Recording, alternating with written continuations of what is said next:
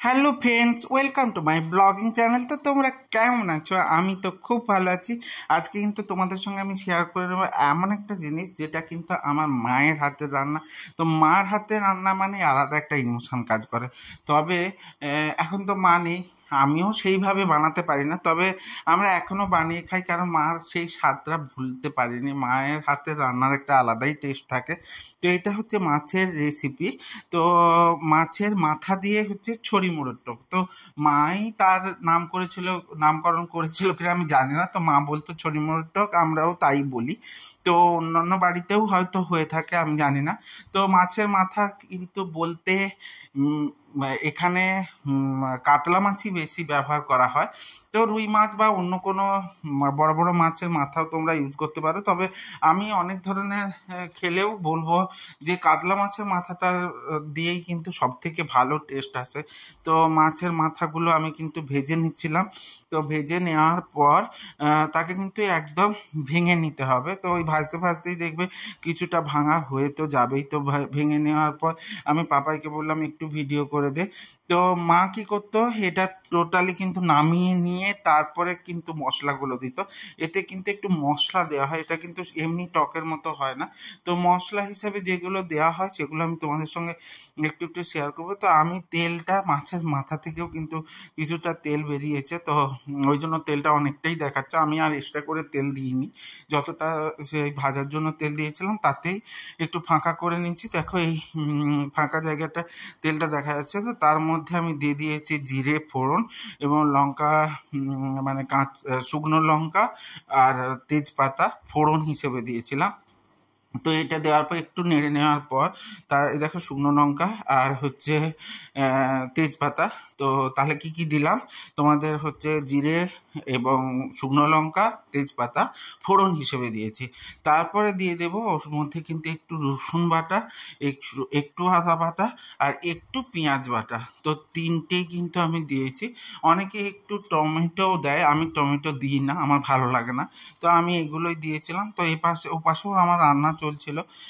যদি বা আমি তোমাদের পরের ব্লগে পুরোটাই শেয়ার করব কি কি রান্না করেছিলাম। তো আজকে ছিল বৃষ্টিমুখর দিন, প্রচুর প্রচুর বৃষ্টি হচ্ছিল। তো তার মধ্যে আমার একটু ছুটি ছুটি আমেজও ছিল, তাই রান্না করতে ভালো লাগছিল।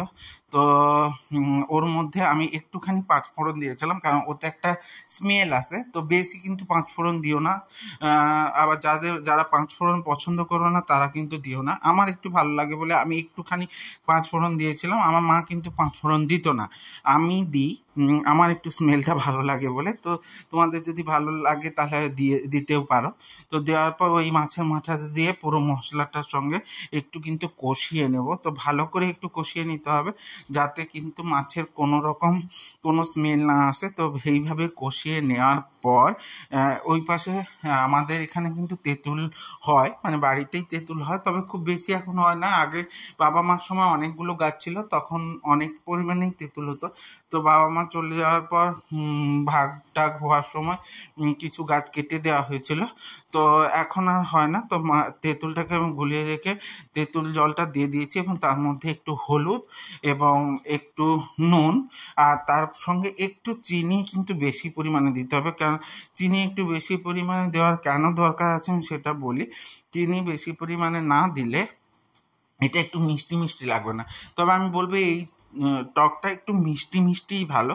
তো ভালো করে কিন্তু ফুটিয়ে নিতে হবে, এবং একটু বেশি পরিমাণে জল দিয়ে তারপরে কিন্তু আমি ফুটিয়ে নেব। কারণ বেশি পরিমাণে জল দিয়ে ফুটিয়ে নিলে কী হবে, পুরো যে মাছের যা অংশ আছে, মাথার যে অংশ, সবগুলো ভালো করে কিন্তু সিদ্ধ হয়ে যাবে। তাহলে ওগুলোও তোমরা খেতে পারবে, নাহলে কিন্তু ওগুলো ফেলে দিতে হবে। কারণ বড় মাছের মাথা তো ওই অংশগুলো জেনারেলি খাওয়া যায় না। তো সেই জন্য আমি বলবো অবশ্যই তোমরা ওগুলো খেয়ে নিও, মানে ওগুলোতে ভালো করে সেদ্ধ করো, তাহলে খেতে পারবে কিন্তু, আমি সেটাই বলবো। তো দেখো আমার তরকারি কিন্তু ফুটছে, এবং ভালো করে ফুটিয়ে নেওয়ার পরে এবার দেখো একটা কালার চলে আসছে। তো আসার পর আমি একটু সর্ষের তেল দেবো, কাঁচা সর্ষের তেল। তো কাঁচা সর্ষের তেলটা মা দিত, আর ওতে একটা স্মেল আসে কাঁচা সর্ষের তেল। এটা কিন্তু বেশি পরিমাণে ফোটানো হবে না। তো কাঁচা সর্ষের তেল দিয়ে একটুখানি ফুটিয়ে নামিয়ে নিতে হবে, যাতে কাঁচা সর্ষের তেলেরও গন্ধটা খুব বেশি না থাকে, আবার একটু একটু গন্ধও করে। তো তারপরে ওই পাশে রান্না আমার চলছিল, এবার মাছের টকটা নামিয়ে নিয়েছি। কেমন হয়েছে বলো, সাথে থেকো, সঙ্গে থেকো, পরবর্তী ব্লগে দেখা হচ্ছে, টাটা।